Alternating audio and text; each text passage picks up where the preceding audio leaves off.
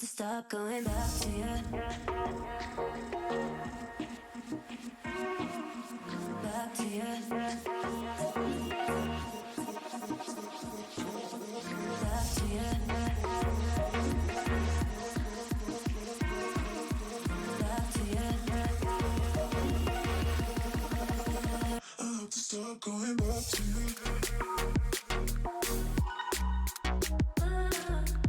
Back to you. Back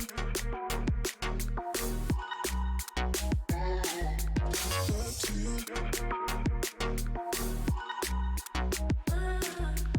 Back to you.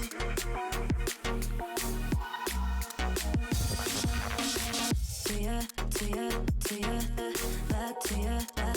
I had to stop going back to you, to you, to you, back to you, back.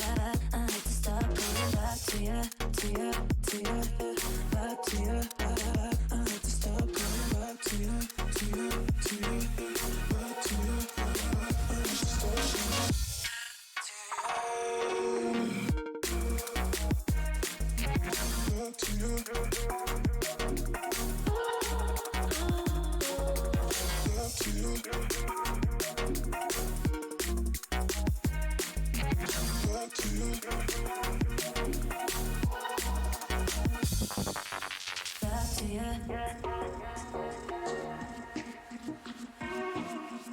Back to you. Back to you.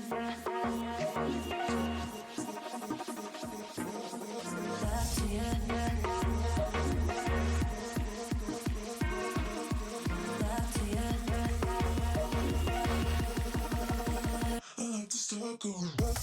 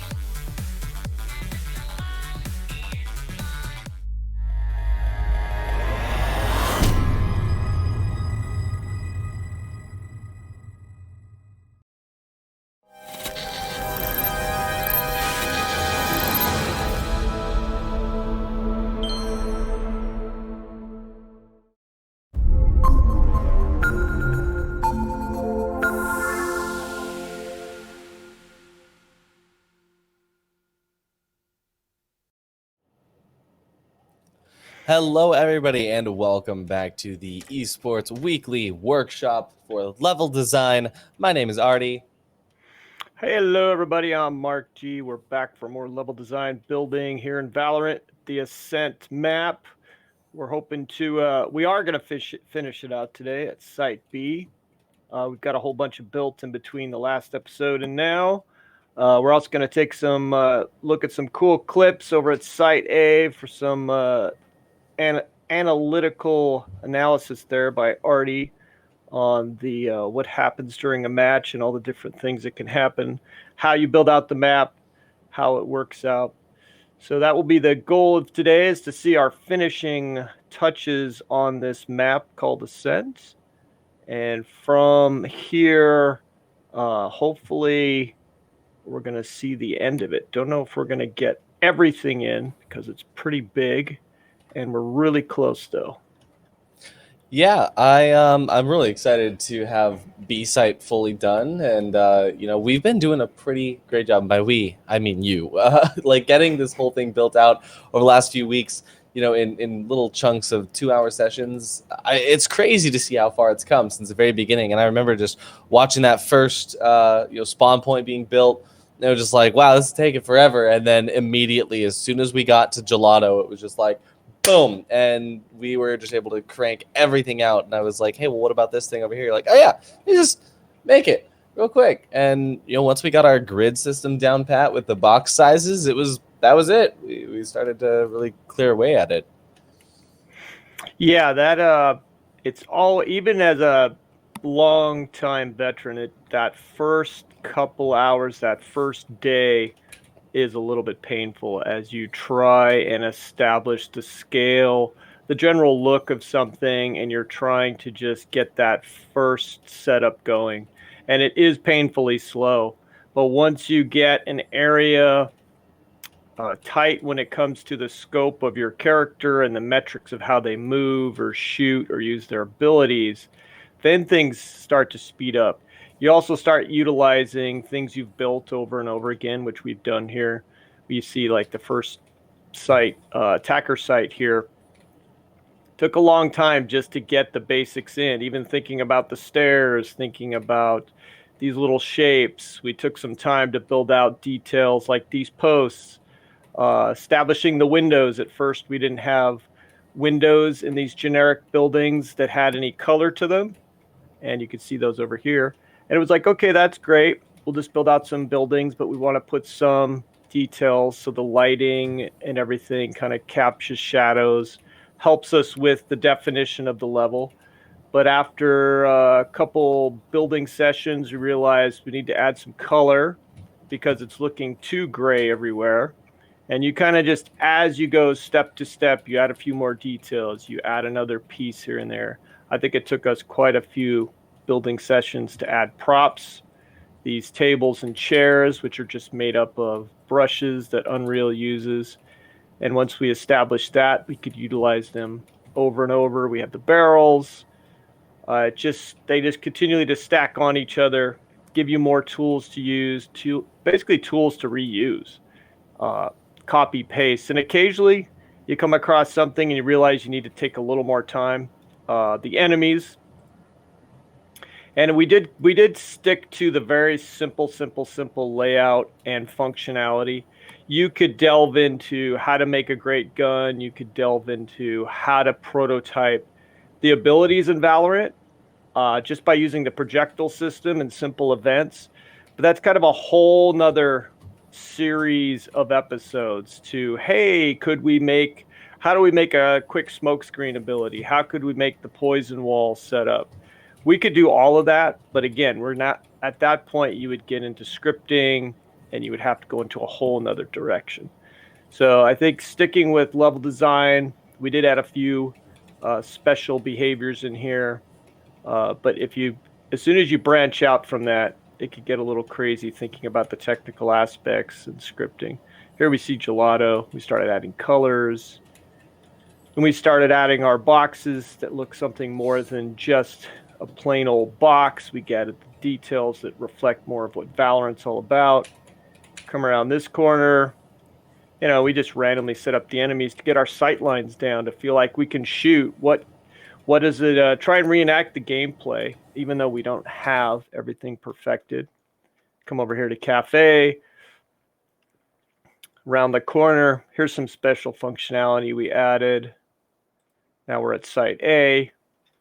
So we talked about doing the door, having that animate shut. Now that it's animated shut, there's also the ability to destroy it. Very simple, very easy to put in, but it does give you more thought, more process to think about what happens what happens when the other team shows up. We also talked about having the window over here and making sure there was sound effects to it. Not the best sound effects, but it gives you the effect. You can hear it. You start to replicate what would you do in the game. This area over here on Side A as well, I put this up to try and break up the wall. You have the tarps in the real game. And some of these decorative measures, which I like to call just sparkling up the level, are really nice to break up things like these halls that are just gray walls. Too many gray walls, it starts to get a little strange and odd that you feel like you're just lost in a series of gray hallways. Yeah, this was built out this week. We were going through that in the very beginning, huh? Those gray walls, just too much boxiness and not enough knowing, where you're at any given point. Yeah, and this is something else built out this week. And another modular aspect is like, oh, you built a bench and you made some little planters here. You see these planters all around the level in different areas. And you also have the green trees from tree over here, as well as a couple other areas. As soon as you make a little bit of scaling, you've got that definition to break out an area and it not feel like just another gray hall. Where am I? That type of thing. I put a drifting island out there that looks pretty terrible. It's a start. And around this corner, we have pizza, which has not been done yet. But between last episode and this one, pretty much from Site A over is complete and accurate to Site B. Now you can see the big gap there, which I kind of like looking at that big gap. Wow, there's that much distance between the two spots.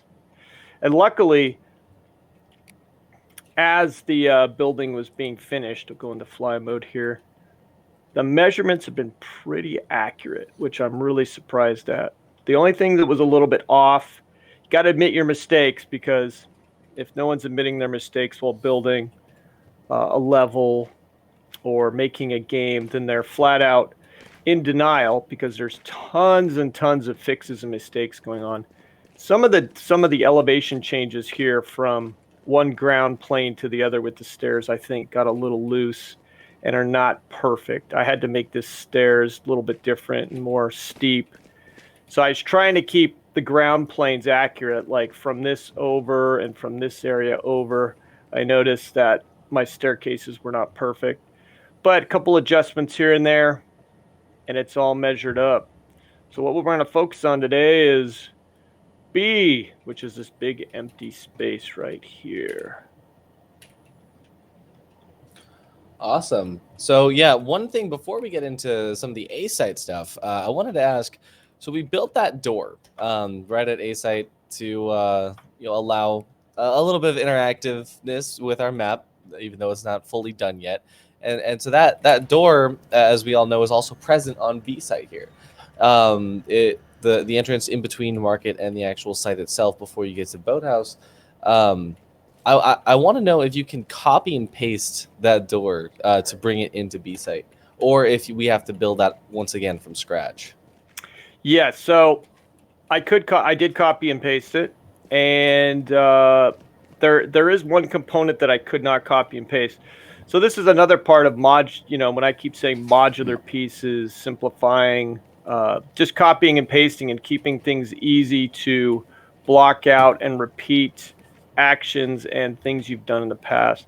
So I did repeat the door. I could copy and paste the door right here. Now the animation, there's two ways I could have done this.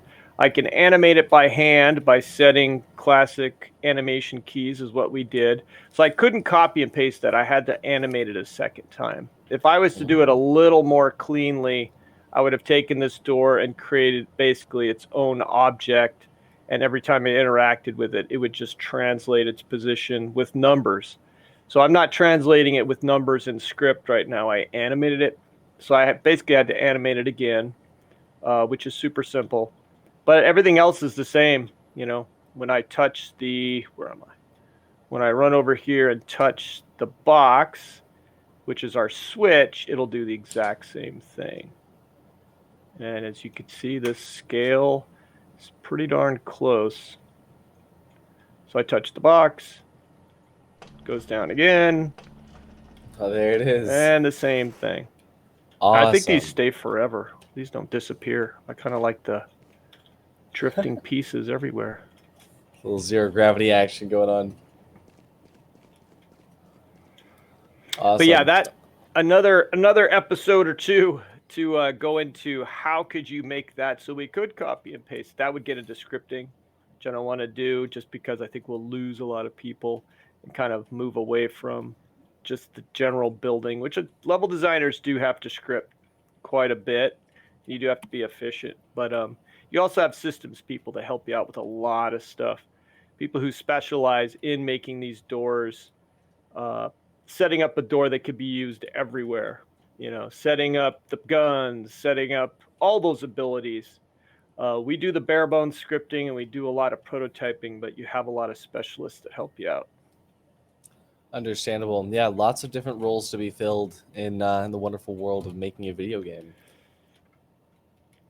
Yeah, go ahead, Artie. Oh, no, I was just going to jump into the A site stuff. You want to continue on? Go for it. I'm going to start building on site B. Perfect. Alrighty. So one of the things that we've been alluding to this whole show is A site, and we started off with A site. Our original plan was that we were going to just kind of build A site, then we were going to move on to what if we design our own level. But we just kind of decided to keep moving on with the entirety of Ascent. We had kind of fallen in love with the map to the point where we just wanted to completely finish it and see what challenges would be presented as we went through the motions of just creating the entire map from not only just reference points, but from an actual pre-existing map. And so over the last few weeks, you guys have seen that, but I know that we have also promised you a little bit of insight as to how level design is different in an esport compared to a regular single player game, or possibly a casual multiplayer game, or maybe a multiplayer game that's not as competitive, in the sense that it's very much utility and mechanics based. So let's go ahead and jump into A site and how the actual design of this seemingly simple and innocuous part of the level actually affects a lot of various components of gameplay. So we have a few clips of this site being pushed from a previous tournament powered by Red Bull, the Golden Coast Invitational, hosted by, once again, our lovely Esports. And that was in fall semester of 2020. And so over the course of the Golden Coast Invitational, of course, as per most Valorant tournaments, there was quite a few very high stakes matches that took place on Ascent. And so we have a few clips of those for you today. We're going to go ahead and show you the first one real quick. And I'm going to analyze that a little bit to go into what is... I think that's the wrong clip here. Not sure if the browser source worked. Unfortunately, the browser source appears to have reset, but we'll get into it really quick as soon as we can sort that out here. We'll maybe just see if one of the other clips will work, hopefully. But anyway, yeah, the main thing is that all of the little things that Mark built for A site, all of these small, intricate components with the generator and, these boxes being just slightly offset to the placement of these tall boxes, the depth of the area in hell. All of these little tiny things, if you change just one pixel over, or if you just adjust the size slightly for any of these, it will change the strategies that you can employ and the types of mechanics that players can utilize in their pushes. And it's one of the things that makes Valorant extremely skill based. There's a low skill floor. There's a very low barrier of entry, which means that anyone can just jump in, pick up a Vandal, turn a corner, and start shooting. Right? You could probably get a kill like that. However, up at the higher levels, when you get up to Immortal and Radiant, that's just not going to work out. And so there's a lot of different things that need to be used, and that's stuff that's in conjunction with the agent abilities. That's stuff that's in conjunction with the actual mechanics of the game itself, even down to just the slight differences that are seen with regards to the weapons in ADS mode versus fully zoomed out, or if you want to take a certain approach of, okay, I'm going to be pushing the right hand side of A site, so I need to go with a Vandal, versus, all right, my plan is to push A site on the left, so I'm going to buy a Phantom. There's so many tiny little things. So I think we got that first clip finally ready for you guys, so we're going to jump into that, and then we're just going to talk about it, and I can walk you guys through what changed here. So very beginning, we can already see the use of height with the player abilities there. That Omen smoke was put up in a one-way, and so that means that Reyna, as we saw there, was able to actually see where that Cypher was before the Cypher could actually see. So that gave Reyna a really good ability to kind of figure out what was going on. We see sight lines right here, right? So that corner of that arch is perfectly lined up with the corner of that back wall, which allowed Jett to get really close. And then obviously this rotation here pushing up along the side of the wall, and Breach could not see where Jett was pushing to. Now back on the site once again, we saw Jett use her dash to come out, and that gave her some distance. But because of where Omen was standing, he was able to kind of figure out, okay, this dash is still going to be 100% my sight line. I can take control of the situation and fully recover from that. So let's go ahead and check out a few of those things here. So we'll go ahead and yeah, here we go. All right, so first things first was the smoke that we saw. So Omen's smoke is obviously a little bit different from Cypher's cage, but the strategy employed is still much the same. Now here is something similar. So obviously, Cypher's cage extends a little bit further, but you can still kind of see little feet if they were to come through here. So this actually works even with Cypher's ability. But that cage there, and having just some sort of smoke there, means that from all the way back here, because I've got a lot of distance, I can see exactly what is going to come through. And if they're pushing from this side, their head is not going to be able to make sight with my feet over there. So it's a very common strategy called a one-way. And this little top wall up here allows for that to be played perfectly. Now, did the devs anticipate that one-ways were going to be a huge thing in this game?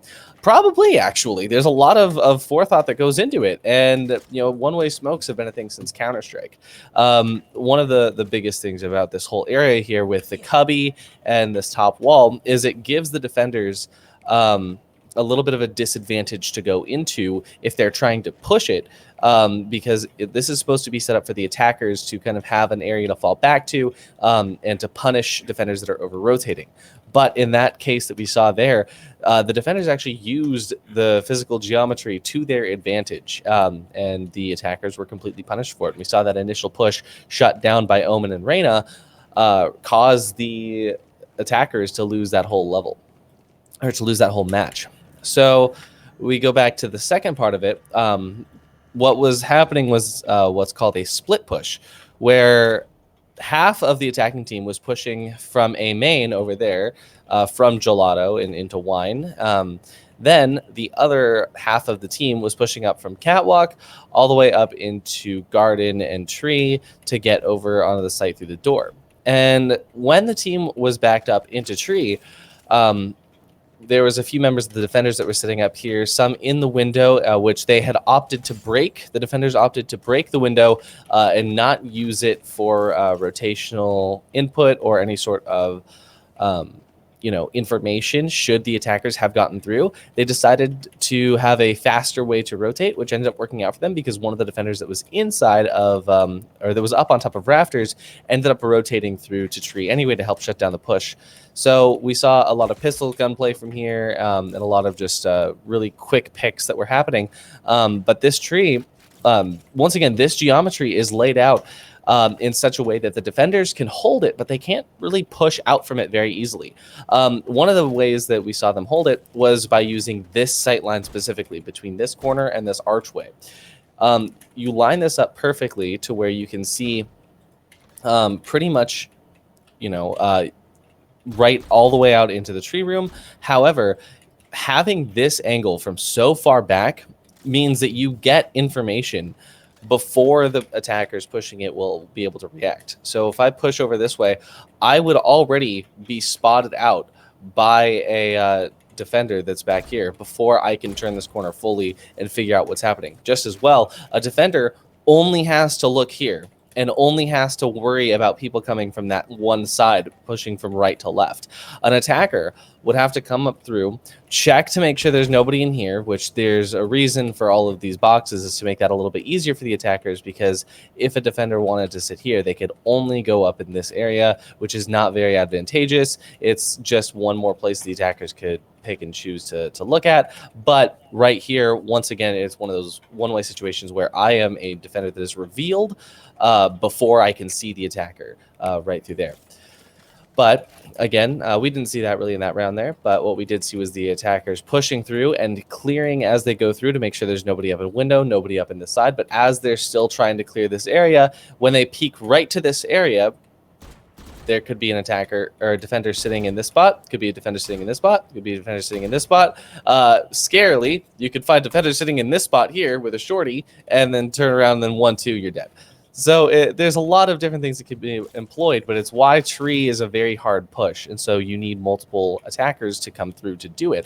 And we did see 3 of them. However, they did not quite make it out. We saw Jet dash out through the top of here. But our Omen, after doing the one way to help out Reyna with the initial attack in A main, we saw Omen just standing right here and not utilizing the generator for cover, more so just standing a little bit out in the open because he knew the A main was completely clear. So when Jet dashed out, he didn't have to worry about, oh, I can't see anybody. Oh, now I can see somebody and I'm dead. He was just able to stand here in a position where, all right, this whole sight line is covered. I can see every opening of the door. Oh, Jet's passing out. Let me just go ahead and boop, just track her with my pistol and take her out. Very, very good strategies from both teams.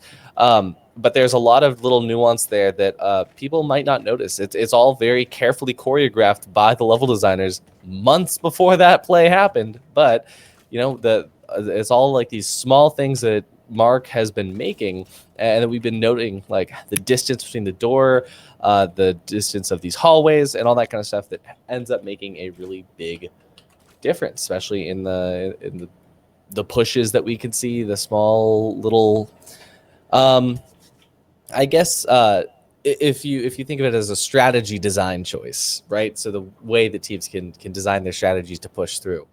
We have a couple more clips for you as well, so we'll play the second one right now.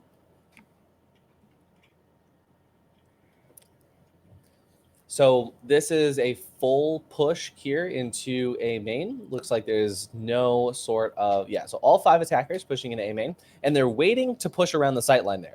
We see Raze going for the blast pack just to make sure that there's no Cypher utility there, which cleared out a little bit of it. We see Jet pushing all the way forward. Watching as Breach tries to go for a defense through the wall, but Jet was already there, was able to take out Jet. Reyna pushed up through behind Jet and managed to get a little bit more information there. Then the defending Reyna pushed out through tree, was able to take out from tree up onto rafters. So the defenders fully pushed this back, although there is still one attacker in hell who got there after they planted the spike. So the attackers are now defending that spike plant all the way from A main, which is pretty powerful. It's a good thing to do. We see Cypher coming up there trying to defend, but there was a mechanical difference there, more so of a skill difference. It was a very good strategy. It just didn't work out because of a couple different reasons, mostly weapon difference, skill disparity as far as shooting, and that kind of stuff. But we can walk through that a little bit because this the reason I chose that clip was because it actually went a little bit more into rafters, and we didn't get to see that in the last clip. So all 5 attackers pushed out through A main. There was no defenders holding out in this area. There was no sort of rotation that attempted to slow that down. We saw Cypher had all of his utility. However, that utility was destroyed by that Raze blast pack. Usually when Raze throws her blast pack, it's to kind of be used as a movement utility to kind of like bounce off of. But in that moment, she used it in order to clear out any sort of these trap wires, which would have slowed down their push. Now, it didn't take out the cage, which ended up leading to some information being given away. But when you've got 5 attackers filing out of one door and they're all running, I don't think they cared too much about that. So when the attackers got into sight, there was one person that planted, and we had both of the duelists, Reyna and Jet, pushing up to heaven. And now when Jet pushed up, Jet was able to just use her updraft to get all the way up there. Reyna was a bit slower, had to go all the way around the side. And so that's why Reyna didn't appear until later, but luckily was able to recapitalize on some of the motions that were going on after Jet died.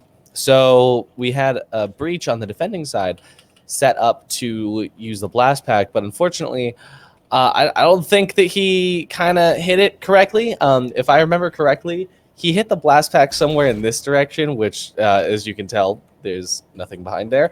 What you would like to do ideally is set the blast charge here and have that go into this back part of the generator, although it won't actually kill anyone or do anything. His charge is most effectively used right here in rafters, in case anyone was in hell, which that would have actually probably saved one of his teammates, but the defenders still ended up winning the round anyway, so it's all good. But you tell by when I put the cage down, there's a lot of area here that people can actually hide in. There's a lot of stuff that can be done. We had one attacker after they planted, sat up in here. If Breach put his charge somewhere up there to blast down into this area, it would have pushed them out, made things a little bit harder because obviously this wall on this left side here is a lot more shallow. But I digress. After Breach got the kill onto Jet, we had Reyna come through. And Reyna picked up a double kill, I believe, onto Omen as well.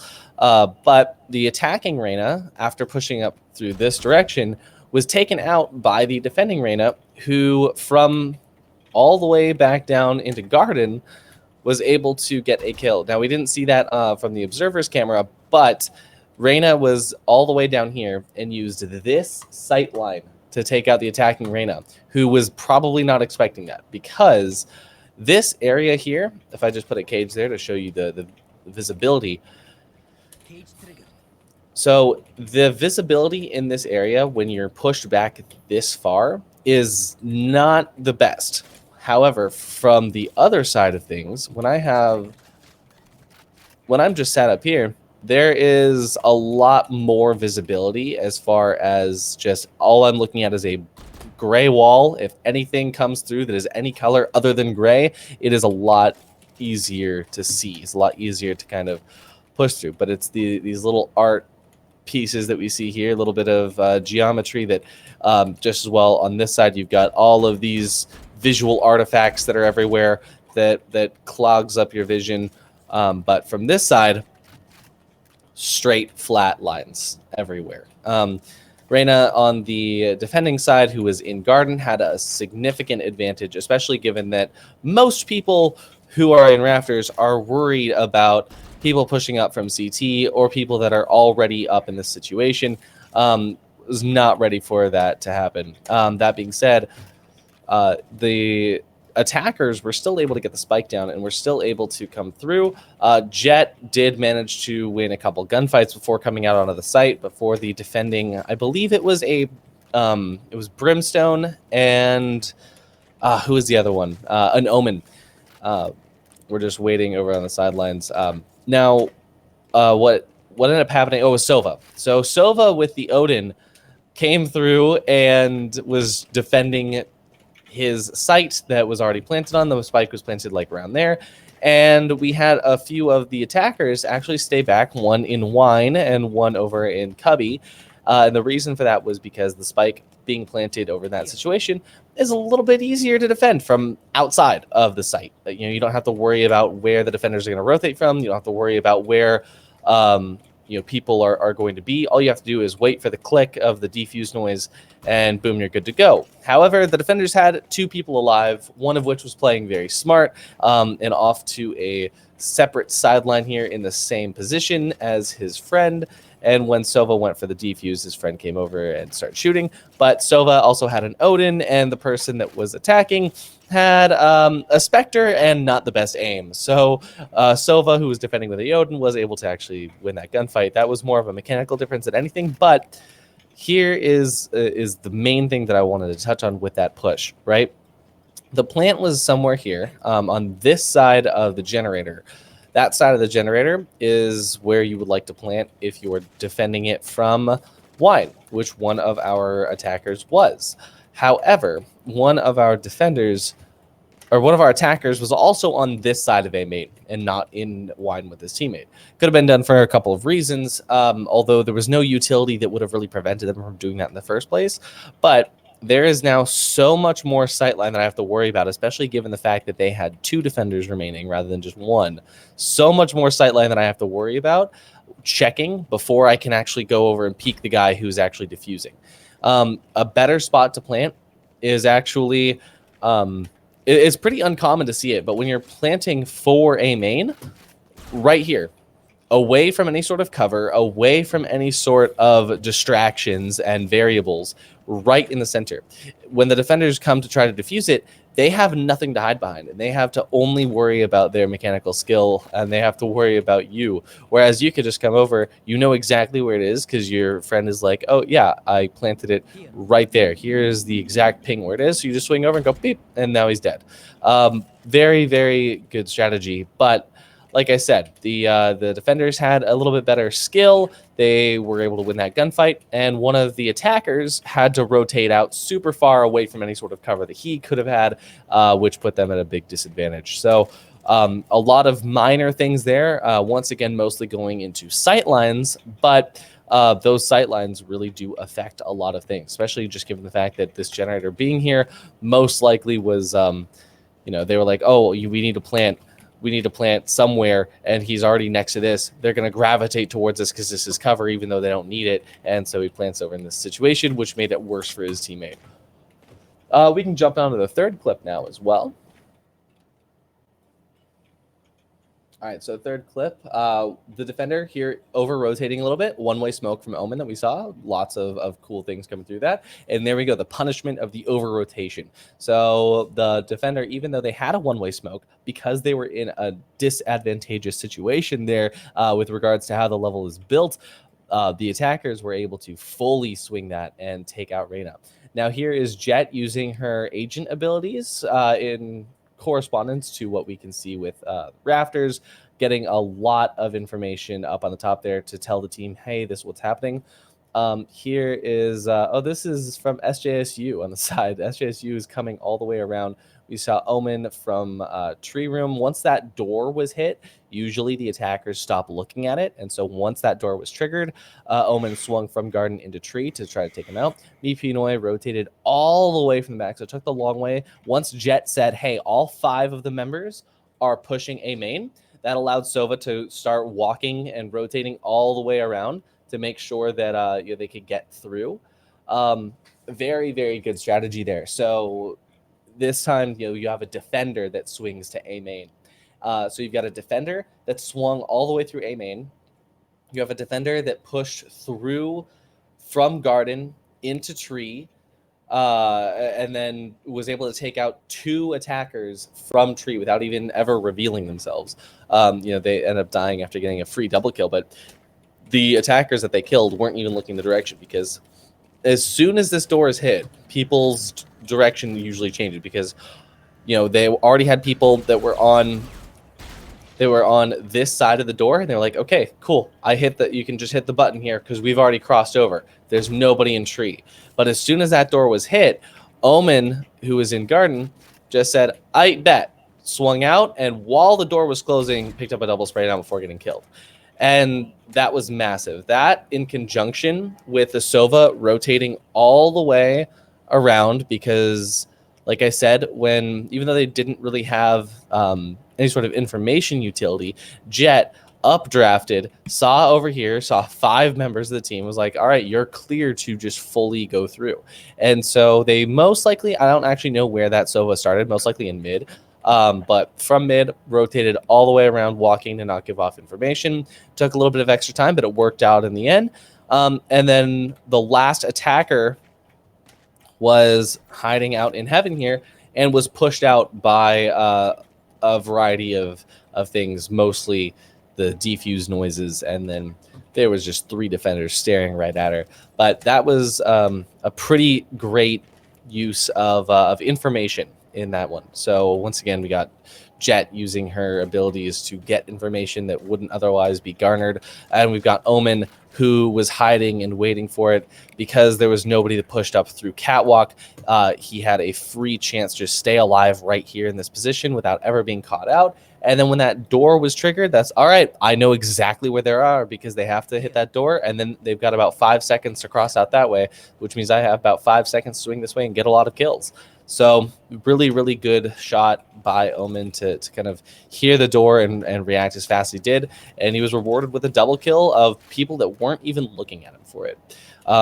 Information is absolutely king when you're defending, and that's why the Sentinel class exists for defenders. You know, you've got Cypher and Killjoy, which are built out for information, and then you got Sage, but that's not really an information player. You've also got Initiators as the attack-sided information grabbers. You've got Sky, who has lots and lots of information grabbing abilities, such as the Scout, and also the flashes, which give an audio cue when you flash somebody. You've got Sova, who has the recon dart, so and also the owl drone. So, you know, information is key, and luckily Valorant actually aids both sides by giving a good amount of variety, you know, for use cases of agents that have information abilities. So I think we've got one more clip for you, so we can just jump into that one. So this is Reyna pushing through and over-rotating, but this time not being punished for it. So taking out Omen, but eventually going down themselves. There was a gunfight that happened on B. We're not going to focus on. Here's some more sightline playing in mid. Over here, though, we've got just the attackers trying to put pressure on the A site, which is being completely unguarded. One defender is on Garden, now Tree, pushing back towards Heaven. The attacker is pushing through. See Omen with the Aldron saying, hey, A site's clear. Now here's the attacker hitting the door. As soon as that door is hit, you saw the Omen smoke come through. We see a lot of utility as well being hit. I think that Killjoy is just playing with the door, opening it and closing it again and again. But there's, once again, Omen pushing out from the side, getting a kill. Lots of very, very interesting situations that were there. But the main thing that I take away from that is just the sort of chaos, and mostly at the very beginning when Reyna, so in the third clip, we saw Reyna rotating and being punished for it because she pushed out into the zone that is set up for attackers to have an advantage versus the defenders, and she was punished for it. But this time, because the attackers did not utilize the things that are given to them, such as this boost and the ability to get up on top of this wall, you know, the attackers ended up losing an agent because of that. Reyna just pushes through, and a defender coming over to that side is probably not what someone who's standing on this side of the doorway is expecting. So that was a pretty good start to things. But once things started to fall off for the defending team, you know, one pick happened over in B, that early pick, which gave the attackers a one-man advantage. Then it was sort of, okay, where do we go from here? Now, the defenders still stuck some people in mid, and it was just Omen over on A site here, trying to do what he did that we saw in the third clip, which is holding all the way from Garden. And he had a good sight line here, and there was one attacker that was up at the top of catwalk, but they never pushed in here. So Omen was forced to just stay in this position to watch for rotations on this side and hope that his team would rotate in time should the A push come through. Now, unfortunately, his teammates didn't, and when he rotated out this way, he was only able to pick up 1 kill before being traded out, which meant that the attackers had bountiful time to keep setting up here. We saw Killjoy throwing the nano swarm grenade, which prevented any sort of rotation to come through from rafters, and then just sitting and playing with the door, opening and closing it. I have no idea why. I find that hilarious, but that was able to get a little bit of that was able to cause the Omen to rotate at first. So it was pretty good overall, a great play. But I think that it's just a good example of that initial over rotation of the defender, how sometimes it'll work out for the defender and sometimes it won't. And that's just based on, this building style that was employed of allowing the attackers and defenders to have areas of the map in which one actually does have a significant advantage over the other.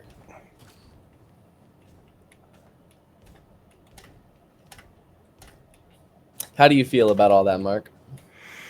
That was information overload. Very cool. There's just so much going on there that how the map is laid out, all the different abilities, and how they utilize them. Very cool to see a professional match going on and something, just at a higher level than your everyday match, and really just analyzed to a degree that I have not done for this particular game. Done it for other games. But yeah, it's definitely I love when you put that much intent thought into and testing into how your game should work, how these decisions will affect the gameplay, your character's abilities, the level layout of the map, where the site or bomb is placed, and just how important it is to perfect these things. And if we were to do build another map, I probably would be more strict about using the grid and measurement. Definitely been a bit free form, which is I've tended to do a lot professionally because I have not built a professional, a competitive map where every square inch and everything has to be perfect. You could kind of play it. I've done a lot of single player games, and it's, you evaluate based on the player going through this linear map for the most part, and it's completely different than a competitive multiplayer map where you have to be perfect and you can't just adjust on the fly. You have to try and get things perfect on the grid and make sure those measurements are consistent so that players, know what to expect. They know when they see a doorway, it's this. They know when they see an elevation, it's going to be the same as this area. So that's always an eye opener, is how different game development can be depending on your audience and just basically the game itself. Yeah, I mean, so given your background, I figure that whole grid thing and sight lines and just pixel perfect precision is not something that is at the forefront of your mind as much as it would be for a competitive map developer. Yeah, absolutely. It's just, I think in the past, when you've had to stick to the grid, at least in my experience for the past, a lot of it was engine issues and just being modular and clean in your building, trying to keep things very on the grid, and engine issues of having things too free form or, wasting polygons, things like that. But when it comes to a competitive game, it's completely different. Like, you just have to be consistent. You can't just throw things around and hope it fits later. And for the most part, this level has surprisingly been accurate, just based on the measuring tools, abilities, using your eyesight, and just playing the game over and over. And even if you are measuring and using the grid, you have to play the game over and over again. You can't just assume it's going to work. It's on the grid, it works. You have to play and test and play. That's what's great about modern engines, is you just stay in the engine You don't have to go between a 3D package like Maya or Blender, which are great and everything, but that extra step of having to export and wait and check collision, that adds a lot of time to your day and the iterative process. The less times you have to check something, the more you can stay in the engine and just hit play and play the game as it's supposed to be played. It's a huge advantage. Yeah, I mean, having those little barriers of entry is something that I've realized in the last few years is really, really important to my workflow of, if I have to have like 6 extra steps before I can, do something or make something, I'm way less likely to actually do or make that thing, just because it's like, oh, well, I have to get ready to do all this sort of stuff before I can even start doing what it is that I like. So yeah, having the ability to do all that 3D stuff that we've been doing in this engine without having to go through that stuff, that's been really, really crazy to me. Yeah, you'd be surprised how you get fatigued and tired over pretty silly things. It's like you said, it's like, oh, I've got to go do that, and then I have to check the collision, and I know the lighting's going to be messed up now. It is over a lot of hours of development. It can wear on you, and I wouldn't say defeat you, but it could take a lot of extra energy away from you. And when you start losing that energy and feeling of just everything's flowing and quickly happening, I mean, that's why you see some flat out. That's why you see some games struggle and fail. It's just extremely difficult to have that consistency across the board with your entire team getting the results you want out of them. And it could be as simple as having bad engine tools. Your engine tools are just not that good and quick. So that just takes hundreds of hours are gone right there for your team. So it's cool to see these engines just flat out being free for everybody to use, and anybody wants to jump into Unreal, you just download it and go right now. There's no question about, can I do this? Will I be able to afford it?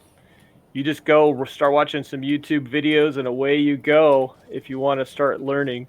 It's obviously much more difficult to get to the higher skill levels. And it's mostly just discipline.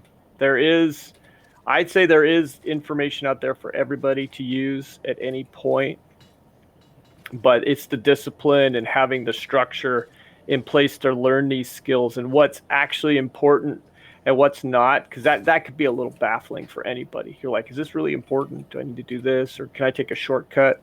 Yeah, that's where you need the expert, to kind of point you and guide you on what's really important, especially if you want to work in the industry. They could tell you what the industry values versus, oh, that looks good on, what can I say? It looks good from a perspective of your family and friends. Oh, you did that. That's so pretty. But then trying to work professionally, what do the professionals value? What do they see that your friends and family may not see and are interested in? Because being a designer is weird. You put out a game and people are like, what did you do? Did you do the art? No. Did you do the scripting? Some of it. Did you do the animations? No. You get stuck in that. We do everything and control the vision and the fun of it. But in the final game, you see almost everybody else's work on the surface. You don't actually get to see quite as visibly what we've done. Now I'm building out Site B here, which is going pretty well. And thank goodness I went in and built all this out. In between last episode and this one, I'm really surprised we've got as much as we've done every week to week. It takes, just from Site A from here down to Pizza, through the second rollout door here, and then Site B, just to get this accurate and really take the time to do it right and not just throw around a bunch of pieces. It was good 3-4 hours. So you're looking at another, 1 to 2 episodes just to get to this point. So So each block, it seems to have taken us about 2 hours to do. Taken a couple deviations and experimented with some things. But it's definitely different than building it over your 8-hour workday. Definitely. So here I am getting really close to setting up Site B. I have all of this measured out really close. I haven't built the boat, just stretched out our table, taking some shortcuts. The door is working. We saw that earlier. Put in some quick enemy placements. I have to measure out and make sure this is accurate. This is obviously not. So has to go back a little bit. Now I'm going to put in the boathouse. I'm going to check this in Valorant real quick. So from here to here, got about 1, 2, 3 boxes. Got another couple boxes up here. From here to here feels pretty good. I'm almost ready to block this in, and we have Site B. We use our handy dandy measuring tool. Just establishing that these boxes were everything to measuring our level has certainly helped greatly.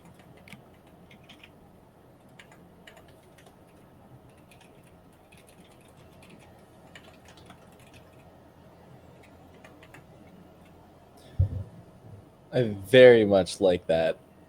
We have that sort of system in place to figure it out. We at the first part of this whole series, we didn't realize that existed, let alone that it was based on something that was in game. So it's so funny. I'm just so happy that we found that out. Yeah, and it's cool to see that process work. I think when you see something being built in a video or demonstrated, whatever skill set it is, when people are too perfect, the demonstration person is just doing a perfect job every time. It's a little disillusioning when you're just like, oh, that was easy, but I have no idea where to start. Or when you do it, it had so many issues. Like I had to fix it 13 times. It could be disheartening. You don't understand that they also went through how many changes, how many. Definitely good to see the fixes in action. It's good to see crashes happen. Even we've been lucky; we haven't had a crash. But have a crash happen and then have to go back to the file beforehand and rebuild it. And because you've done that work quite quickly, I think it could be. This doesn't match up very good, but I'm going to have to let that one go. Or I'm just going to noodle it to death. Just going to be like, I'm going to let that stick through for now. But, and you could get stuck on that as well. It's like, oh, that doesn't work. And you just blew half an hour fixing that one tiny wall when you could have finished Site B and let the rest of the team play it. So making good decisions like that as well is when it's not worth your time to fix something and when it really is important to get that right. That, again, takes a professional hand and just, getting instructions from people who have done it in the industry and what they value. We're almost there. I have to check out what this boathouse looks like, though. As you see, I've just copied the same building. I see. Yeah, I like that it's you use a different color as well, given that B site is the traditional half of the map with respect to design language and very, very different from A site. So that brown wall gives it a little bit of an extra vibe. I do like that a lot. But one thing that I wondered was before. I wish that we could have had someone from Riot to actually walk us through the design process. But I wonder if there was ever a window involved in the site here, especially through the initial boathouse, and how much that would have changed. You would have had to build out in this canal probably a lot more stuff than you would normally see or that we even have here. Because you got these Radiant boxes, but there's only so many of them. There's the rest of the site is relatively open. It just kind of Where was the window you're looking at? If there was a window in this boathouse, up here at the Oh, top, yeah. like that would have made such a different level to be able to poke your head out from here, and see onto the site, because then you would have had people back in this boathouse that's in the water have some sort of a little bit of difficulty pushing out from the side there, then worrying about there, and then worrying about on site. I mean, I think it's kind of obvious if they ever had that as an iteration, why they took it away, because I do like this sort of inset box layout, right? It's not really often that you have this inverted wall setup where your site is split in half by a corner that's disconnected from everything else. But it's definitely something to think about. Like, what if that wall had a window? What if this whole top balcony area was playable and we had this verticality? Stuff like that. I mean, verticality was experimented with Icebox. Icebox is very much a vertical map. This is more so just your standardized walk in a straight line and follow your grid. But stuff like that I love thinking about, of like alternate scenarios.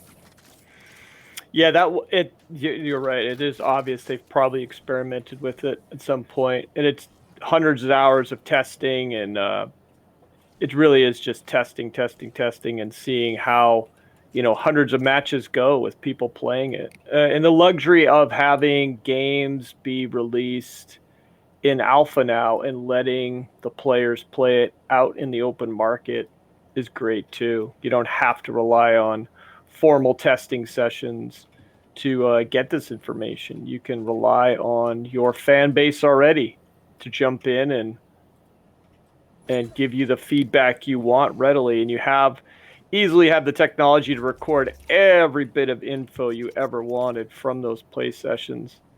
But yeah, I can't even imagine how many hours of gameplay you pour over trying to figure out the small changes to your maps and how that's all going to work out in the end. Single player, like I said, I've done a lot of single player. There's plenty of hours doing that. I can't imagine the multiplayer, because of the variance of player skill, use of different abilities. It's just a completely different setup. It's a whole new ball game. I'm doing something dangerous. I've got boxes upon boxes inside of each other. Oh no. Hopefully nothing goes bad. And the layering is set up correctly as well. Is that Yeah, so far so good. They're not too many overlapping, but when you're trying to do a little bit quicker and rush, get a little more messy. Right now I'm just kind of not doing a whole lot of measuring either. I'm just kind of trying to get the feel of it. And I gotta make sure the layering stays correct. Let's do a quick play test. See how this feels. Boxed in. what? This door's actually pretty small in the game. It's not that small, but whoa, that room's tiny.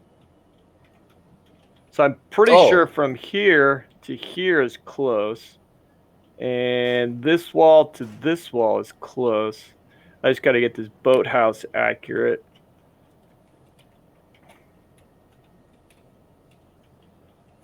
So it is pretty small, but it's much taller.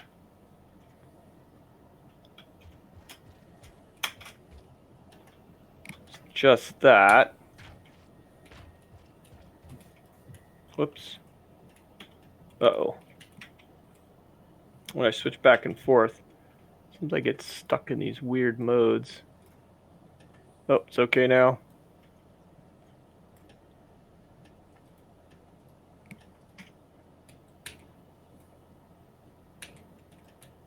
So it looked like it went up to the floor and a little bit higher. Set that up to there, a little bit higher. Again, we don't have the same camera. We don't have the same exact player controller. So we are taking some liberties, and we are basing on what we are experiencing here in our Unreal setup. Yeah, because these doors are actually relatively small compared to the other doors that we've seen. Yeah, I was gonna say, They're I a think lot that's the taller, smallest though. doors in a level. Yeah, you're right. I mean, the whole level there are only so many doors, but it is actually one of the smallest player entrances. I think that in the game. I'm trying to recall other instances. I haven't played Breeze too much, but I think that yeah, these are actually the smallest player entrances in the game, and I wonder, just given that that is a metric that we can see and feel, if that's also very intentional. I would assume so. This game is so finely tuned. Let's see this space here. It's about a box and a half.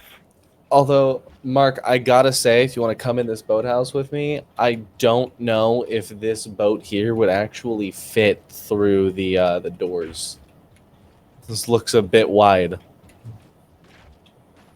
How'd they get that in there? Oh, it's the magic. It came through here. There's a back entrance we can't see. It's a Radianite boat. That's Radianite magic. All right, so this gotta do. Ah, no. I don't know what I keep triggering that's causing these strange shortcuts. No.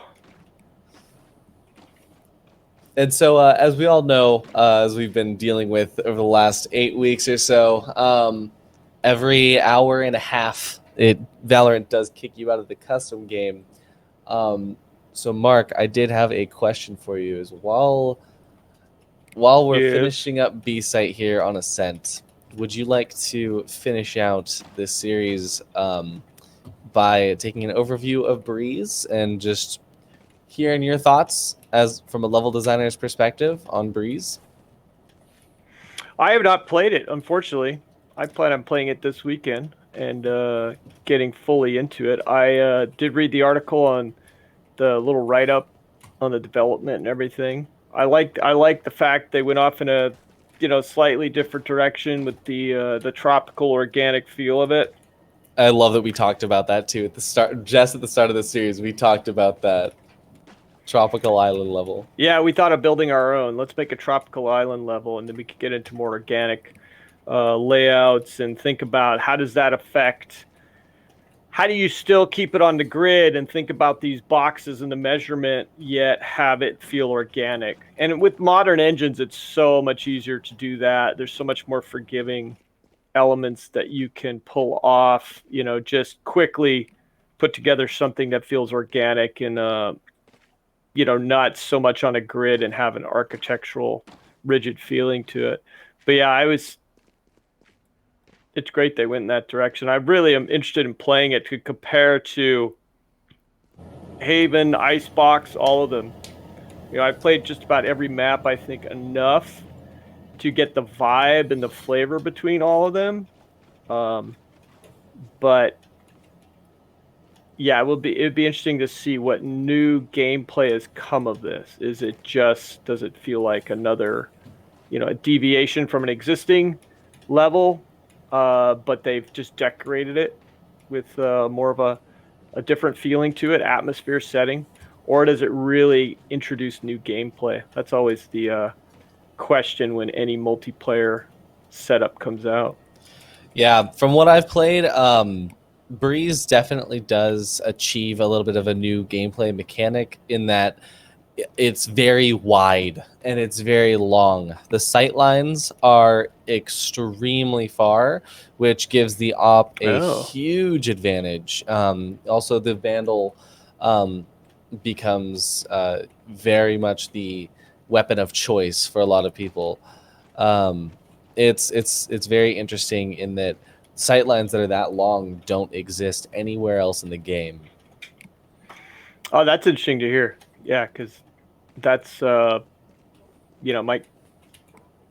The only thing I compare it to is just other games you play similar fashion. As soon as you get a game with really long sight lines and greater distances to cover, and the ability to shoot greater distances, and different weapons become the premier choice.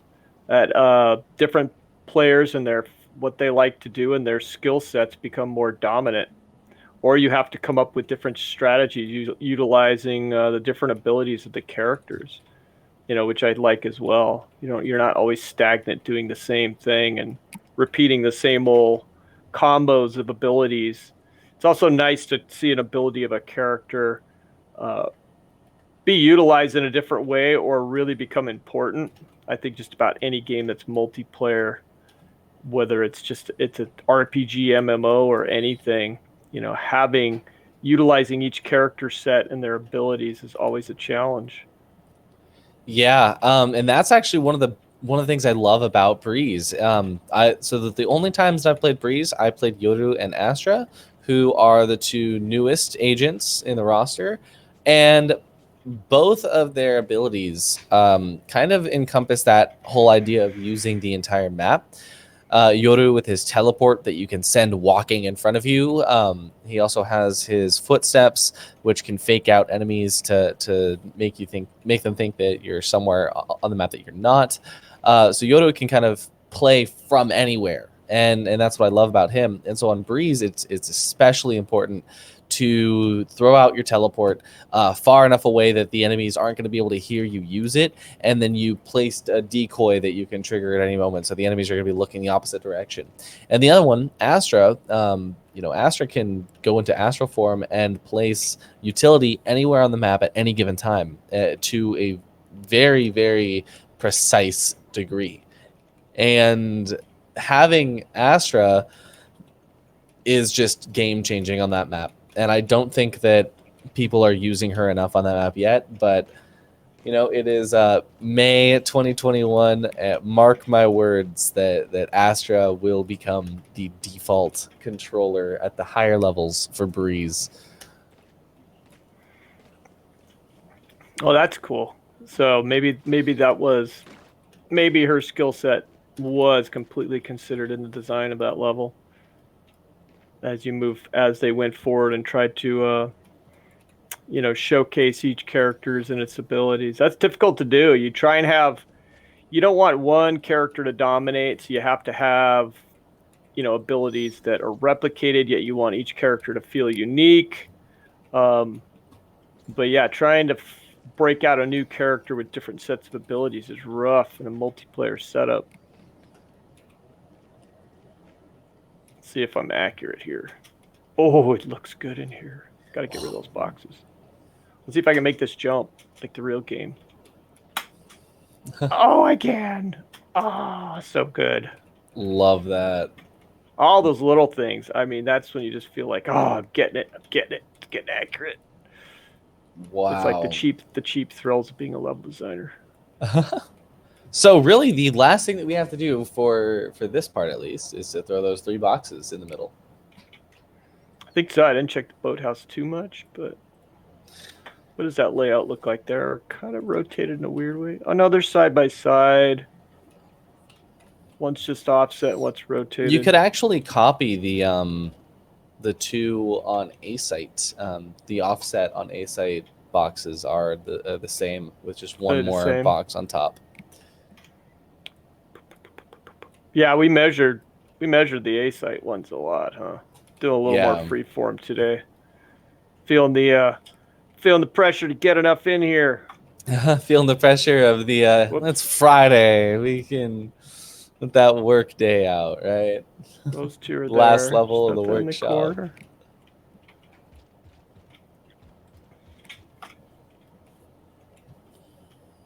It looks pretty good. Love to see it. Be flying too fast. Whew, never thought we'd get here. So what's left? What you started on the connection to spawn, right?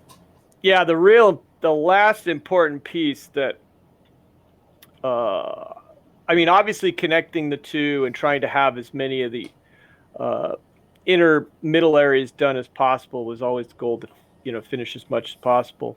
But B lobby. this part here from the attacking site here and then the hallway in, that has always been a critical area. There's such a choke point there of people. I mean, there's so many matches I've played where people just refuse to not, use alternate tactics, go around and try and find a way to divert or get in, and they just get annihilated in this hall. Through here, it's pretty solid. We have, I need to set up pizza, and this is almost connected, and I know the measurements here are really close. It's just basically setting up a couple buildings, and this staircase is really close. But this here, thinking about the hall in between the two areas, and having this window is a big strategic spot. Having the skill set and ability to throw things through there, cause havoc on the other side as people go through, as well as throw through and try and catch the defenders off guard. Where am I? Here we go.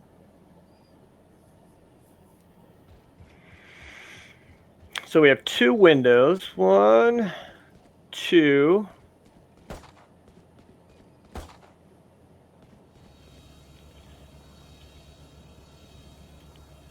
Big hall. Now I love how this hall's set up, and we have this little recess here that you can hide, take cover. Even just the little fish boxes here makes such a big difference to this setup. Oh yeah, especially because this part here, this is like what I was talking about before with regards to the areas that benefit the attackers more than the defenders, right? And so this little fish box, this is specifically for the attackers, to take cover behind, and also just to make sure that no matter what happens, they have some sort of way to get up here.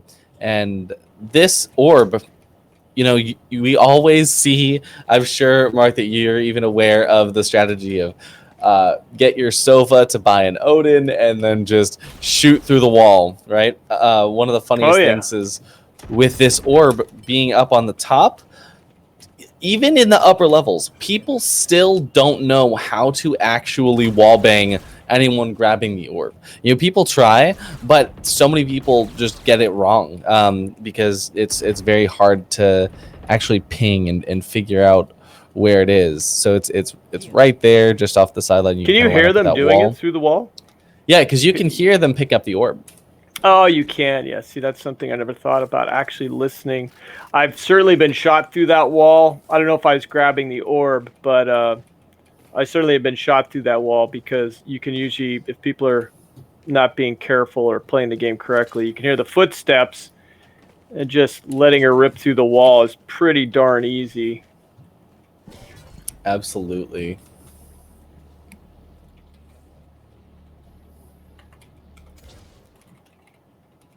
There it is, B lobby coming into life. We're using our little fishing hut. There's quite a bit of space in here. Actually, I think this fishing hut's a little bit smaller. The other one, bait shop. Not sure if we measured this one correctly yet.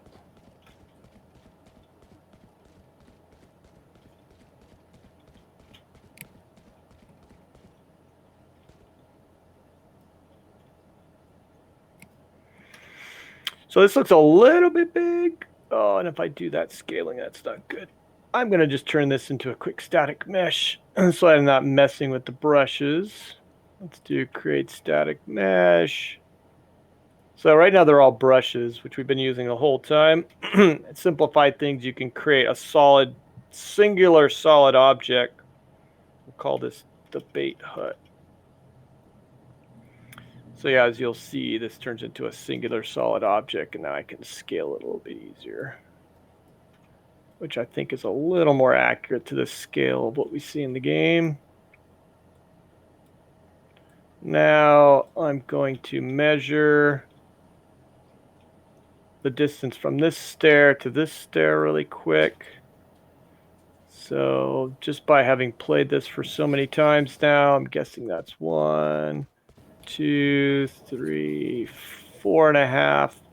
These stairs are odd how they stick out. About 4.5 boxes. Let's get our handy dandy measuring tool here.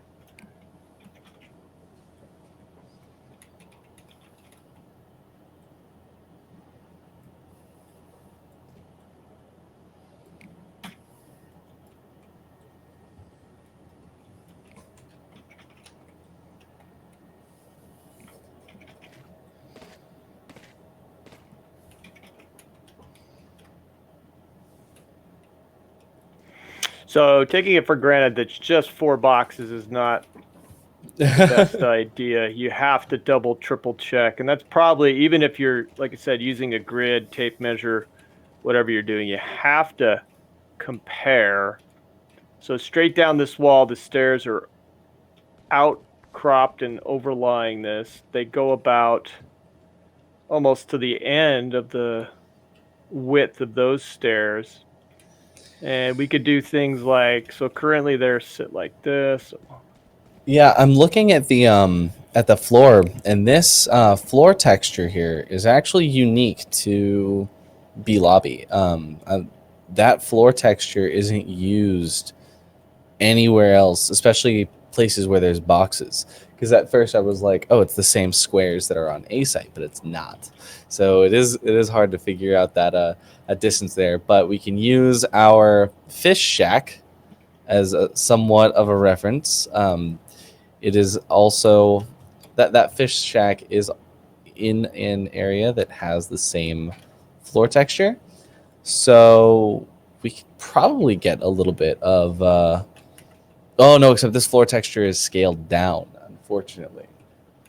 But yeah, it's gonna be kind of hard to figure out exactly what it is. But I guess, because of the fact that it's already all built out, we can just kind of go off of stuff like these doors here, right? So in mid with the doors, we know that this door is the same length as, or not this door, but this wall here is the same length as this wall outcrop here, and we can go from that wall outcrop to figure out how long it really does need to be. Yeah, and also, I think as we're starting to tie up these areas together, that's where it's getting a little bit crazy, because definitely rushing a little bit. But I know this has been measured extremely accurately. So coming out these gates here, that is 100% looking at museum and the bookstore. That is definitely accurate. We spent a lot of time, so I can measure up how these stairs in this lobby looks to this. So these should line up with the stairs, and as you can see, mine are not, so I am way off. So this is fully in line with the center of the stairs for the most part. So I'm going to get that to be accurate and see where I went wrong. So this is more like this.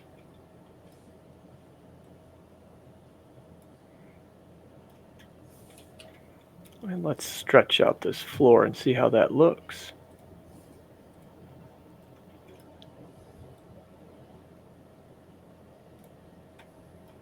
Actually, this floor could go the whole way, I think. Is it the same level? It is. That's good. Looks like it. Yeah, I think So it's actually this- all the same level as the defenders spawn. Oh no, because there is a change. But from B site, the top, or I guess the middle component of B site, because there is that little upper level for market. You got the lower level inside of the water area, but the middle level of B site is the same floor height as everything into garage and whatnot too. So out to B lobby, it's all the same height.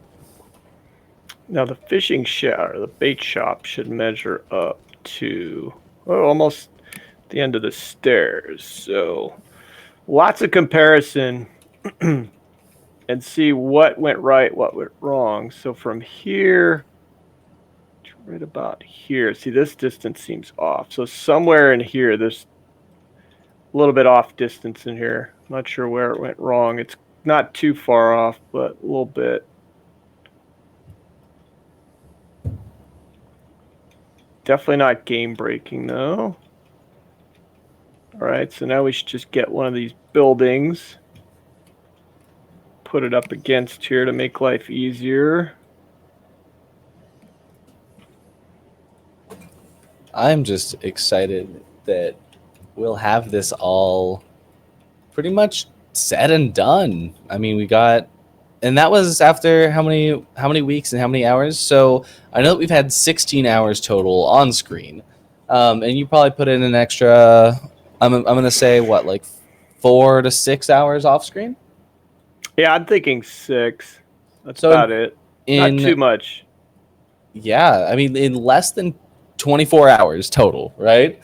We were able to recreate. I mean, what, this 95%, 90% of the Ascent map, which so to some people, 24 hours, and you're not even done with a full map. But to the level of detail that we've been able to actually get this, like, stretched out to the fineness of our grid system to make sure that everything is completely accurate. This is amazing, and I'm just so, it's just so cool to see this after the first week of just watching you build the very just first attacker spawn. Like, it's crazy to me. Yeah, when you see the first attacker spawn and how much time and talking I did about measure this, measure that, do this, do that, it's like, oh, hurry up, get on with it, move to the next building. But you just never will get that accurate feeling without just slowly working with your character, building things, checking, double checking, measuring, remeasuring. And there's one major error here. This level, how much higher is this? So this right now is at this brick length. Yeah, so I have a major discrepancy on this. This here floor should be exactly matching our stairs, and it's not even close. Looks like it's a good couple meters off. So that would be our first major discrepancy here. You could see from here, which this has all been fairly accurate. This is way too high. Yeah, so the mid floor level is the same as the attacker spawn level. Yeah, this is way off. Well, the lower attacker spawn level. We could, I mean, it's not a drastic thing. I could make these stairs a little bit different, but you could see how using the grid and snapping a little bit more would definitely help this. And as you build out, you try and be disciplined. But we're trying to copy a map is another thing. So if we were building this from scratch and testing things, you would, we're not exactly copying a map. So I don't think it would, you wouldn't run into this same problem. You would have something else. You would connect this in another way, and then it wouldn't feel like, oh, this is an error. It's like, no, I have another opportunity to make a gameplay change or something like that. But yeah, I think I'm just going to have to increase the steps a little bit, increase the height, and we're going to have to say, it's good. But it's definitely going to mess up the sight lines here for sure. Completely different. Regardless, I think that for what we've done, in this time, and the amount of stuff that we were able to do, especially just in regards to A site, how close to perfect we were able to get at least A site, there's still a lot of value in this. Oh, absolutely. It's and every development cycle you have a lot of fixes and a lot of errors. And you just do not go through a development cycle without huge upheaval and changes to just about everything: characters, abilities, the core mechanics, building a level, collision systems. And I think that's difficult to get used to as you learn that I want to be in game development as a level designer, whatever you want to do, concept art. It's definitely difficult to learn that, wow, this is super messy. Why are we changing so much and people don't don't have an answer yet for this, that, or the other. It's because you're figuring it out as you go a lot of the times. And that process is super fun. But for someone who's used to, 1 + 1 is 2, 2 + 2 is 4, they're used to those, I get a grade, or this is the correct answer. Like game development, there's a lot of times it just doesn't happen. You're waiting to figure out, this is the direction we want to go, this is what's fun.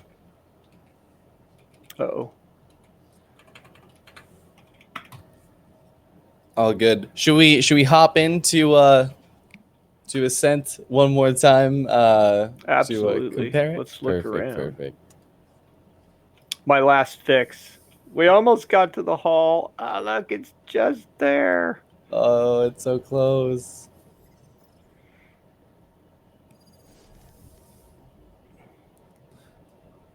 I think there was some waiting on Wit. There we go. Perfect. Our producer is ready to go. Now we jump back in.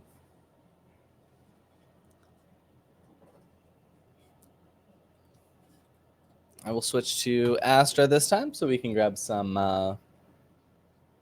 looks as far as hit boxes go and collision boxes.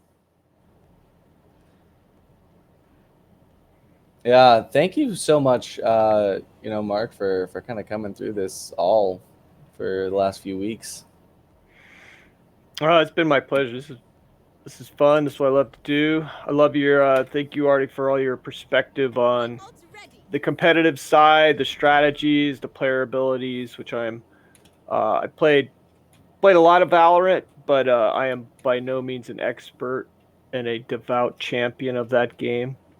Probably champion of other games, so it's great to hear the competitive side, the esports side of things, and the strategies and things I've just never considered or, even heard or paid attention to. Yeah, of course. I mean, I also lack the mechanical skill to play at the pro levels, but I can appreciate the the strategies and mental fortitude that is involved in getting to that level. So I just love being able to analyze, sit back and watch the pros do their work and really appreciate some of the things that, maybe even the pros don't think about. And this is one of the things that I'm looking at right now, just given that our last conversation is just on height of everything. So the height of the level here seems to be based on the attacker spawn, honestly. So the attacker spawn level and the first run up with regards to just the whole attacker spawn, right? So we've got this and we've got this, but it's this area here. So the lower area where the attackers spawn is the same height as the entire B lobby run up until you get to the stairs, the entirety of the middle area of B site, and when you go further, that's actually just that whole area and that's where it stays the same. Then when we get to the upper part, this taller portion of the attacker spawn, this is where A site's height is based from. So we've got this, and then it goes up one more. So up. I think that's where I'm into the stakes right there. Those two stairs going up. Yeah. So it looks like once you go. So there's one by the little cafe with all the props, and then there's one that's right by the fishing shack or bait shop. That I caught that earlier today. I was like, my stairs are not that accurate.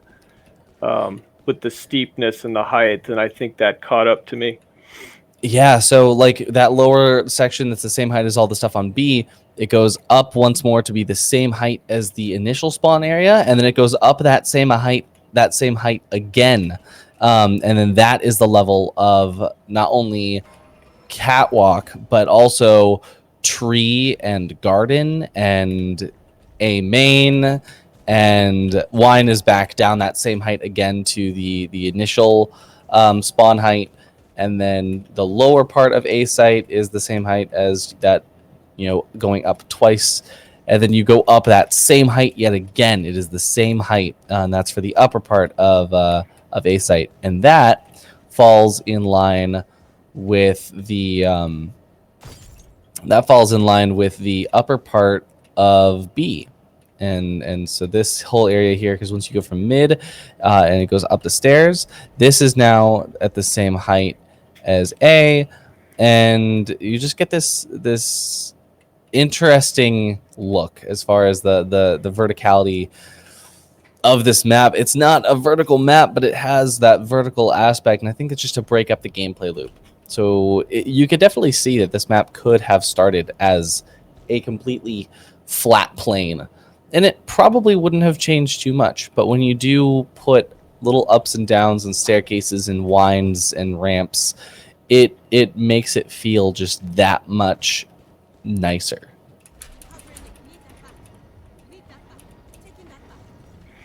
Yeah, it's pretty fun to see all this. I even added these benches and bushes on the other side I could put over here. It's pretty, I've never actually imitated a level to this degree, and especially putting into practice what I've done, like I said, in single player over and over, just by testing mechanics, measuring, testing my player's ability to move and jump and whatever my main player's doing. It's almost always been in a single player fashion, and it's fun to see it come really close to being 100, really close to being accurate, and seeing some of the mistakes of, I think it was just taking liberties with my stairs over here. By the time I wound my way around this corner, I think these stair heights were off, and then as I came back here, it doesn't match up. So just a couple things that weren't measured correctly. I think that's before we discovered the boxes being a perfect grid pattern for us. We were doing things like this, just measuring how long it takes to go up and down and jumping. Not perfect in a sense of matching, trying to emulate a map 100%. And usually when you're building on your own and you have concept art or just testing to make a game fun based on you're creating a brand new level, you're not trying to emulate, so you are just constantly changing and testing, and you're not so much worried about the perfect match to a existing level. Yep, I really get what you're saying as far as that goes. It's a different challenge than would happen in a normal workflow. So as we finish this up, then Mark, any final thoughts on Ascent now, having seen it from the full-on esports perspective? So from your very, very well-seasoned, level design experience, and now into the modern age of competitive shooters, what are your final thoughts on Ascent? What do you think? I love how it just feels like, of all the levels I've built, massive open worlds, smaller, intimate gameplay levels, heavy story-driven linear levels, combat arenas where the whole thing is driven by more single-player melee combat, a lot of superhero combat. The process for me feels essentially the same, except the rules have changed a little while I'm building this. I am thinking about, as I've played Valorant and what those abilities can do, and you really do get that awesome will to, I'm going to go play Valorant some more and figure out how these abilities work and what happens when I go through this area, head to site B. Like, how important is this window? How important is this? You just brought up the orb here. I didn't even think about people hearing this and blasting you straight through the wall as you grab it. Like, all of that, for me, it just drives the ability to want to design a better level and want to redo this again. I love being involved in all the intimate mechanics and strategy and tactics that go into a game. I think that's even more fun than, say, just building something for beauty's sakes. When you get into the reasons driving it, and when you get into single player, you think about story setting and telling a story through the environment, which is also happening here, which I love. Like we said, we have it looking more old world on this side. I love that they have these paintings and these little graffiti tags. What are the meanings? Is it just the art team, design team having fun? What else is going on? But yeah, I love telling a story through an environment. I love they've taken the time to do that with pizza and gelato. For me, that's what makes the process fun, and that's why I spend so much time putting in. I probably would spend more time putting in props and little details if I was doing this professionally, just because you get bored building too many gray boxes. But yeah, really fun experience doing this. Awesome. I totally agree with what you're saying as far as I would also be just putting all these little details and building that little story. But my question to you now is, if you were hired by Riot tomorrow and your job was to design a new Valorant level, given your experience, what would be a mechanic that you would want to employ? Having played Valorant yourself and now having designed Ascent, with Ascent being a very basic level, the every map has its gimmick and has its proponent that makes it a unique experience. Icebox has zip lines. Split has rafters and ropes. You have Bind, which has teleporters. You have Haven, which has 3 sites. You have Ascent, which has doors. And now we have Breeze, which has a chute that goes from a catwalk-like area, an upper hall, out into mid. What would be a mechanic that you would want to put into a map if you had to make it unique? Oh, that's interesting. I did think about each map having its own unique mechanic. I almost forgot about the whole teleporter setup, as well as the zip lines. I forgot about Icebox having those zip lines set up, and how each one does have a unique mechanic. You know what? Right off the top of my head, what I thought I would love. It feels like, is it too bold? You could make it in any scope you want it, so it wouldn't be too bold. But I would love the feeling of I have to conquer or get through something to maybe get to a bomb site area, and the defenders would know you're coming depending which way you're going. So we have little setups like that with the window over here and the doors. You hear the doors, bah, or you break the doors, you hear them blow up, or you hear the window get broken. But even something more exaggerated like that, I have to take down a bridge, or I have to.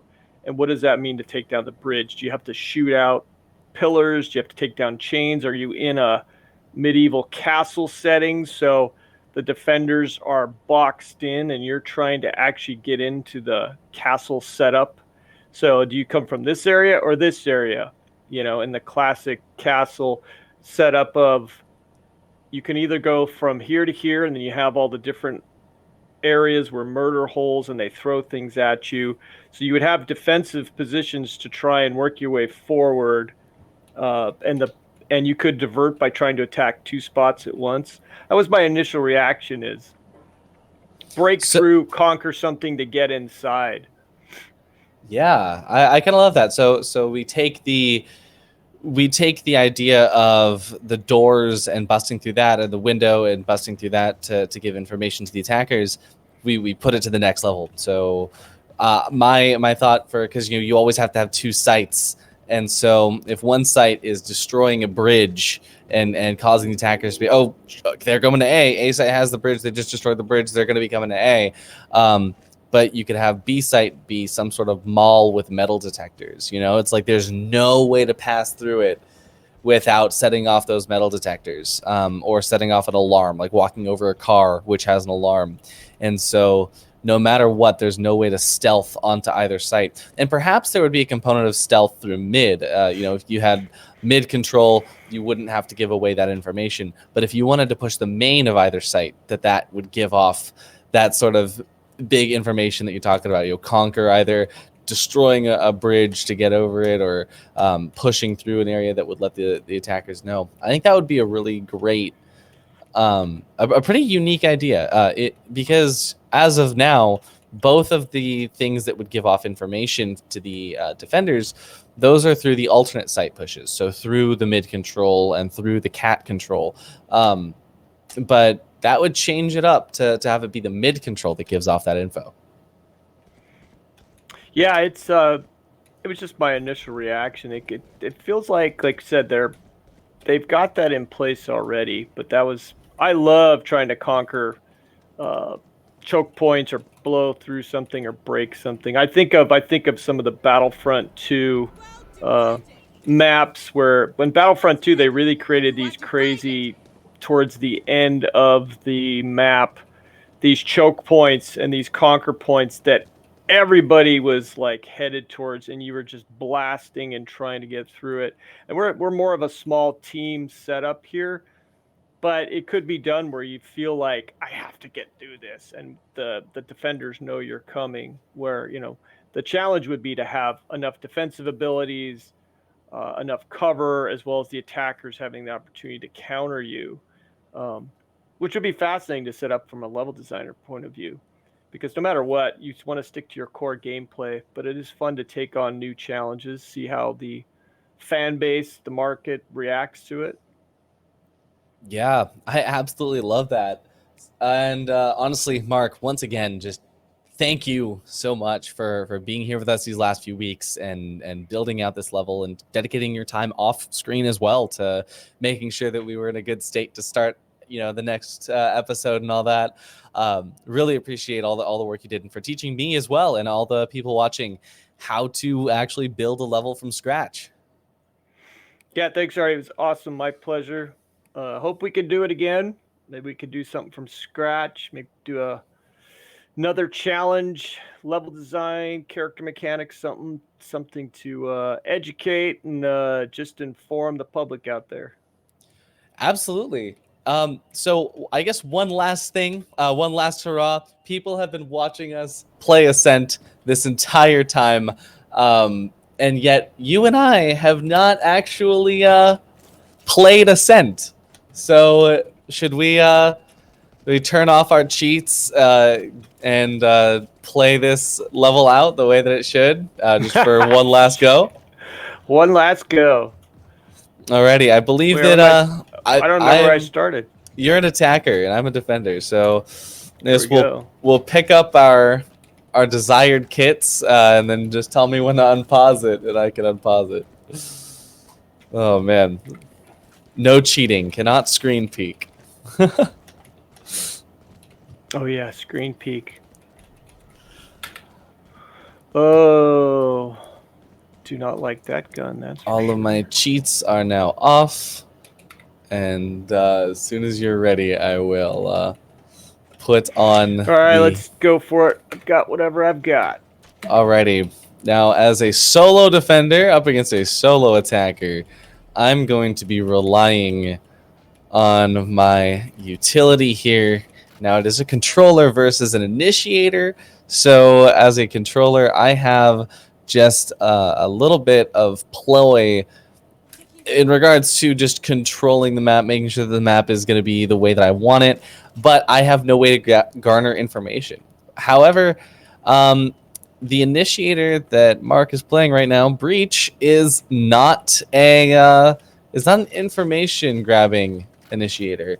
It is more of an offensive, especially with regard to the flashes. And so if Mark can use those flashes in a solid way, it could actually fully end me. If he can land one flash, figure out that it got me, then hit the second one, hit the third, maybe hit me with a stun, could be done for. So I'm playing right now to try to figure out where Mark is. Oh, I heard the spike being planted at B site, so what I can do now is come over. Now that he's on the site, I'm going to just kind of cover all of my bases here. I'm gonna just make sure that I'm good to go. I'm gonna... Oh, and here's what I was talking about. He hit the flash, and there we go. One solid flash is all it took, no matter how much control I could have had. The luck. And could you imagine that? A professional esports shoutcaster just lost a 1v1 if it gets a level designer. But there you have it, folks. Amazing. Using your gun. Using the gun that I gave him. My skins. That's right. Alrighty, but Thank you guys so much for watching, and I'd just like to remind you all that this spring, Red Bull partnered up with Riot Games to bring you the Red Bull Campus Clutch, which is the world's biggest university Valorant tournament, and they brought that to college campuses worldwide. And the Northwest regional qualifiers for the Red Bull Campus Clutch have just finished up a few weeks ago, and you can actually watch that VOD here at twitch.tv/ArdysOp. And you can check out redbull.com/Campus Clutch for more information on the nationals and all of the future matches that will be coming from that tournament. So thank you so much to Red Bull for powering this workshop. And also, you guys, let us know on Twitter at ArtUEsports if you learned anything and you found this workshop useful. If you have not already, hit that follow button here on Twitch. And if you're watching this on YouTube, then hit that subscribe button. Thank you guys again. Have a great summer, and we'll see you next semester. Thank you. So long.